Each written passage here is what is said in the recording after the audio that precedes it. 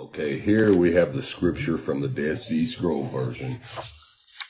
Okay, now, in the Dead Sea text entitled The Book of Giants, the Nephilim, sons of the fallen angel, Shemyaza, named Aya and Oya, experience dream visions in which they visit a world garden and see 200 trees being felled by heavenly angels. Felled means cut down.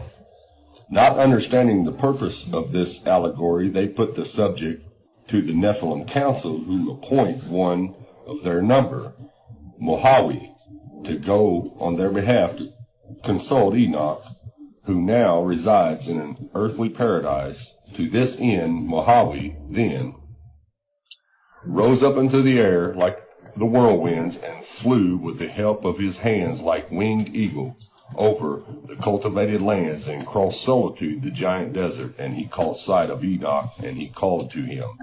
Enoch explains that the 200 trees represent the 200 watchers. Okay, now, so you understand that. Let's go back to the book of Enoch, okay? And right here it says, "And it came to pass, when the children of men had multiplied, that in those days were born unto them beautiful and comely daughters. And the angels, the children of heaven, saw and lusted after them, and said to one another, Come, let us choose us wives from among the children of men, and beget us children." So anyways, they all get together on this mountain, and as you can see here, then swear they all together and bound themselves by mutual imprecations upon him. And they were in all 200 who descended in the days of Jared on the summit of Mount Hermon. Okay, now let's go back over to the Dead Sea Scrolls. Okay, as you can see here, Enoch explains that the 200 trees represent the 200 watchers. Remember, the 200 watchers were originally angels. They were 200 fallen angels. Okay, they were to watch over the earthly beings, but they decided to come down and mate with the earthly women, which is what caused the Nephilim.